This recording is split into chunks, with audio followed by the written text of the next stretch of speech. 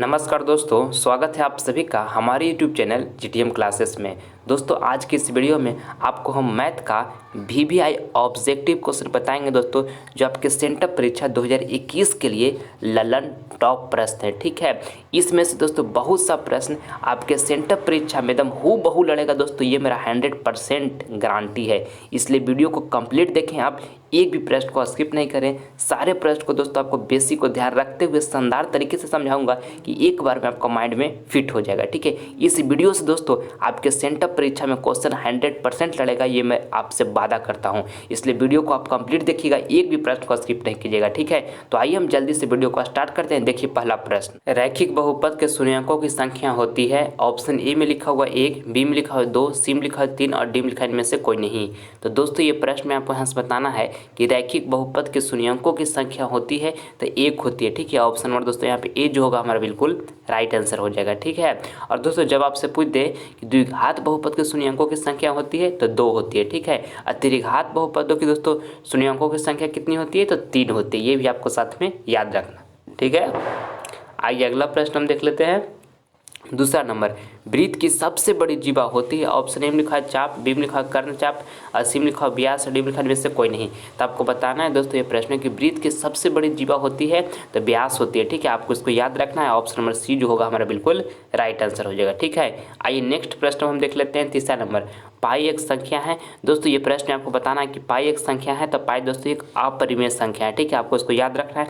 Option number यहाँ पे B जो होगा दोस्तों हमारा बिल्कुल राइट आंसर होगा। ये प्रश्न काफ़ी महत्वपूर्ण है दोस्तों, बहुत स्टूडेंट इसमें कंफ्यूज कर जाते हैं। आपको याद रखना है कि पाई एक संख्या है तो अपरिमेय संख्या है। ठीक है, ऑप्शन नंबर बी हमारा बिल्कुल सही आंसर है। आइए अगला प्रश्न हम देख लेते हैं। चौथा नंबर, साइन 90 डिग्री माइनस ए किसके बराबर है। दोस्तों ये प्रश्न आपको बताना है कि साइन 90 डिग्री माइनस ए किसके बराबर है तो कॉस ए के बराबर है। ठीक है, ये फार्मूला होता है, आपको इसको याद करना होगा। ऑप्शन नंबर बी तो होगा दोस्तों हमारा यहाँ पे बिल्कुल राइट आंसर हो जाएगा। ठीक है, आइए अगला प्रश्न हम देख लेते हैं। पाँचवा नंबर, 1 + tan स्क्वायर का मान है। दोस्तों ये प्रश्न तो ललन टॉप प्रश्न है, आपके सेंटर परीक्षा में 100% ये प्रश्न पूछा ही जाएगा। ठीक है, इसलिए आपको इसको याद कर लेना है। देखिए फार्मूला होता है, फार्मूला क्या होता है तो सेक स्क्वायर थीटा माइनस में होता है दोस्तों tan स्क्वायर थीटा। ठीक है, सेक स्क्वायर थीटा माइनस में tan square theta equal to 1 होता है। अब देखिए यहाँ से हम करते हैं सेक स्क्वायर थीटा लिख लेते हैं, और देखिए माइनस tan स्क्वायर थीटा दोस्तों बराबर के उस साइड भेजेंगे तो प्लस tan स्क्वायर थीटा हो जाएगा। देखिए यहाँ से प्लस tan स्क्वायर थीटा हो गया। और देखिए प्रश्न में आपसे क्या पूछा गया कि 1 + tan स्क्वायर थीटा का मान क्या होगा तो 1 + tan स्क्वायर थीटा का मान दोस्तों क्या है सेक स्क्वायर थीटा है। देखिए ऑप्शन नंबर यहाँ पे सी में दिया हुआ जो कि हमारा बिल्कुल राइट आंसर हो जाएगा। ठीक है, और एक फार्मूला आप ये भी याद कर लीजिएगा, आपके बार बार एग्जाम में पूछे जाते हैं कि साइन स्क्वायर थीटा प्लस में होता है क्या cos square theta equal to दोस्तों 1 होता है। ठीक है, एक और फार्मूला होता है, कॉसेक स्क्वायर थीटा माइनस में होता है दोस्तों क्या cot square theta equal to कितना होता है 1। ठीक है, कॉसेक स्क्वायर थीटा माइनस में cot square theta equal to 1 होता है, ये भी आपको याद रखना है। और साइन स्क्वायर थीटा प्लस में cos square theta equal to 1 होता है, ये भी आपको याद रखना है। और सेक स्क्वायर थीटा माइनस में tan square theta equal to 1 होता है। ये तीनों फार्मूला का आपको याद रखना है, काफ़ी महत्वपूर्ण है। ठीक है, देखिए आइए अगला प्रश्न हम देख लेते हैं। छठा नंबर, दोस्तों यहाँ पे आप एक सीरीज आपको दे दिया गया है। ठीक है, और कहा कि का बहुलक ज्ञात करें। ध्यान दीजिएगा कि जब आपको बहुलक ज्ञात करने के लिए कहेगा और जो आपको सीरीज दिया हुआ रहेगा उसमें आपको देखना है कि कौन सा अंक को सबसे ज़्यादा बार रिपीट किया गया है, वही दोस्तों हमारा बहुलक होता है, जो अंक सबसे ज़्यादा बार रिपीट किया गया है। ठीक है, देखिए 9 को दोस्तों इसमें 3 बार रिपीट किया गया और कोई भी संख्या को 3 बार रिपीट नहीं किया गया है, कोई अंक दोस्तों इसमें 3 बार रिपीट नहीं है। ठीक है, यानी सबसे ज़्यादा बार रिपीट कौन हो गया हमारा 9, तो हमारा 9 ही दोस्तों बहुलक हो जाएगा। ऑप्शन नंबर यहाँ पर बी जो होगा हमारा बिल्कुल राइट आंसर हो जाएगा। ठीक है, आई होप आपको समझ में आ चुका होगा। आइए अगला प्रश्न हम देख लेते हैं। 7वां नंबर, ए और बी अभाज्य संख्याएं हैं तो ए और बी का लसा है।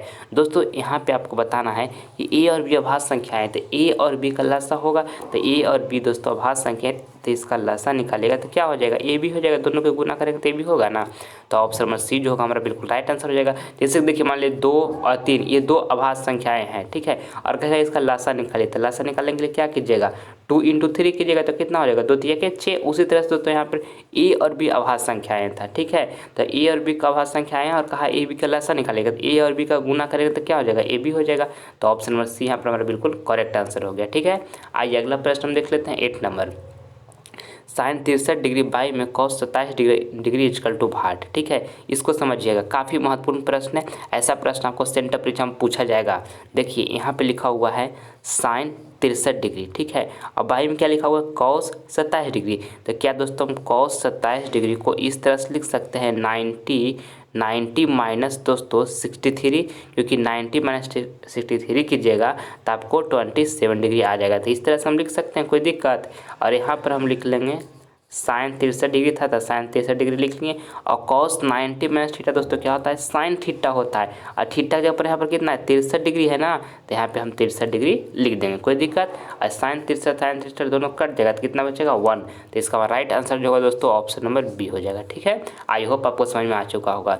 आइए अगला प्रश्न हम देख लेते हैं 9 नंबर। और दोस्तों ये सारा प्रश्न जितना भी आपको हम बता रहे हैं आपके सेंटर परीक्षा 2021 के लिए दोस्तों काफ़ी महत्वपूर्ण है। इसमें से बहुत सा प्रश्न दोस्तों आपके सेंटर परीक्षा के पेपर में हूबहू छपेगा, ये मेरा 100% गारंटी है। इसलिए इस वीडियो को आप कंप्लीट देखें, एक भी प्रश्न को आप स्किप ना करें। ठीक है, देखिए इसमें आपको बताना है कि वृत्त का क्षेत्रफल का सूत्र क्या होता है, काफ़ी महत्वपूर्ण है। आपको बताना है दोस्तों कि वृत्त का जो क्षेत्रफल का सूत्र होता है वो क्या होता है, तो पाई आर स्क्वायर होता है। ठीक है, ऑप्शन नंबर यहाँ पे जो बी होगा दोस्तों हमारा बिल्कुल राइट आंसर हो जाएगा। ठीक है, और जब आपसे एग्जाम में पूछ दे दोस्तों कि वृत्त का परिधि क्या होता है, तो वृत्त का जो परिधि होता है दोस्तों यानी कि परिमाप भी उसको आप बोल सकते हैं कि वृत्त का जो परिमाप होता है दोस्तों क्या होता है 2 पाई आर होता है। ये भी आपको साथ में याद रखना है। ठीक है, आइए अगला प्रश्न हम देख लेते हैं 10 नंबर।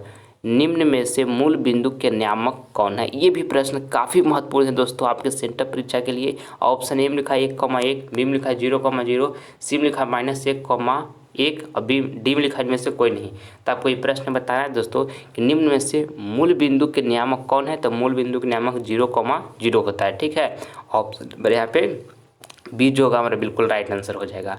आइए अगला प्रश्न हम देख लेते हैं 11 नंबर।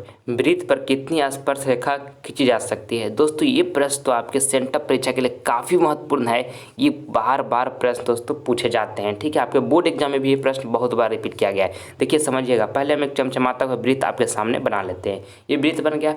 अब क्या कहता है कि वृत्त पर कितनी स्पर्श रेखा खींची जा सकती है। देखिए ये जो खींच रहे हैं दोस्तों ये हमारा स्पर्श रेखा है। ठीक है, ये जो हम लाइन ये खींच रहे हैं दोस्तों ये हमारा स्पर्श रेखा है। ये देखिए लाइन हम खींच रहे हैं दोस्तों ये हमारा स्पर्श रेखा है। ठीक है, तो इस तरह से दोस्तों वृत्त पर कितनी स्पर्श रेखा खींची जा सकती है, तो अनंत खींची जा सकती है। ठीक है, हमारा राइट आंसर जो होगा ऑप्शन नंबर डी जो होगा हमारा बिल्कुल राइट आंसर हो जाएगा। ठीक है, आइए अगला प्रश्न हम देख लेते हैं 12 नंबर। वृत्त की बाहरी बिंदु से कितनी स्पर्श रेखाएं खींची जा सकती है। दोनों प्रश्न दोस्तों 11 नंबर 12 नंबर काफ़ी महत्वपूर्ण है, इसको भी आप ध्यान से समझिएगा। फिर से देखिए हम एक पहले यहाँ से वृत्त बना लेते हैं। ये हम वृत्त बना लिए। अब प्रश्न क्या कहता है कि वृत्त की बाहरी बिंदु से कितनी स्पर्श रेखाएं खींची जा सकती है। देखिए वृत्त यहाँ पे हम बाहरी बिंदु कर लेते हैं। ठीक है, और इस प्रकार है कि बाहरी बिंदु से वृत्त पर कितनी स्पर्श रेखाएं खींची जा सकती है। देखिए एगो हम इस तरह से खींच सकते हैं, और फिर यहाँ से दोस्तों हम एगो इस तरह से ऐसे खींचेंगे। ये हम स्पर्श रेखा खींच लिए। तो ये बाहरी बिंदु से दोस्तों यहाँ हम बिंदु जो था इससे कितनी स्पर्श रेखाएं वृत्त पर खींची जा सकती है, तो 2 गो मात्र खींची जा सकती है। ठीक है, तो ऑप्शन नंबर यहाँ पे डी जो होगा दोस्तों हमारा बिल्कुल राइट आंसर हो जाएगा। ठीक है, आई होप आपको समझ में आ गया होगा। इस तरह से समझ कर दोस्तों आप याद कीजिए। ठीक है, आइए अगला प्रश्न हम देख लेते हैं 13 नंबर। और दोस्तों अगर जो आप अभी तक हमारे चैनल पर नए हैं तो प्लीज़ आप इस चैनल को सब्सक्राइब कर लें। इससे आपको फ़ायदा क्या होगा कि जब भी दोस्तों हम लाइव क्लास आएंगे तो उसका नोटिफिकेशन सबसे पहले आपको प्राप्त होगा। ठीक है, इसलिए जल्द आप इस चैनल को सब्सक्राइब कर लें। देखिए 13 नंबर प्रश्न आपको बताना है कि बिंदु x, y की दूरी मूल बिंदु से है। देखिए दोस्तों ये फार्मूला है, इसको आपको याद कर लेना है कि बिंदु x और y की दूरी जब पूछेगा कि मूल बिंदु से है तो इसका फार्मूला क्या होता है x square plus y square का अंडर रूट, ये फार्मूला होता है। इसको आपको याद कर लेना है। ठीक है, बिंदु x और y की दूरी मूल बिंदु से है तो x square plus y square का अंडर रूट, जो कि देखिए ऑप्शन नंबर बी में दिया हुआ है। तो ऑप्शन नंबर बी दोस्तों यहाँ पे हमारा बिल्कुल राइट आंसर हो जाएगा। ठीक है, आइए अगला प्रश्न हम देख लेते हैं 14 नंबर। 1 + 2 + 3 + ... n बराबर है। यानी कि दोस्तों ये प्रश्न आपको पूछा जा रहा है कि प्राकृतिक संख्याओं का योग बराबर फार्मूला क्या होता है, तो n × n + 1/2। ये दोस्तों प्राकृतिक संख्याओं का योग बराबर फार्मूला होता है। ठीक है, जो कि देखिए ऑप्शन नंबर यहाँ पे बी में दिया हुआ n × n + 1/2। तो ऑप्शन नंबर बी दोस्तों हमारा बिल्कुल राइट आंसर हो जाएगा। ये प्राकृतिक संख्याओं का योग बराबर फार्मूला होता है, इसको आपको याद रखना है। ठीक है, आइए अगला प्रश्न हम देख लेते हैं 15 नंबर। निश्चित घटना का प्रायिकता कितना होती है। ये भी प्रश्न दोस्तों आपके बोर्ड एग्जाम के लिए एवं सेंटर परीक्षा के लिए काफ़ी महत्वपूर्ण प्रश्न है, आपको इसको याद कर लेना है। आपको बताना है दोस्तों ये प्रश्न में कि अनिश्चित घटना का प्रायिकता कितनी होती है। तो अनिश्चित घटना का प्रायिकता दोस्तों 0 होती है। ऑप्शन नंबर यहाँ पे ये जो होगा हमारा बिल्कुल राइट आंसर हो जाएगा, ठीक है। और जब आपसे परीक्षा में पूछ दे कि निश्चित घटना की प्रायिकता होती है, तो निश्चित घटना की प्रायिकता दोस्तों 1 होती है। ये भी आपको साथ में याद कर लेना है। आइए अगला प्रश्न हम देख लेते हैं। अगला प्रश्न हमारा दोस्तों 16 नंबर है। बिंदु -3, -5 किस पाद में स्थित है। तो देखिए पहले यहाँ दोस्तों हम क्वाड्रेंट बना लेते हैं, ठीक है। इस तरह से मान लीजिए कि यहाँ पे फर्स्ट है, तो फर्स्ट क्वाड्रेंट में दोस्तों क्या होता है, प्लस कॉमा प्लस होता है, ठीक है।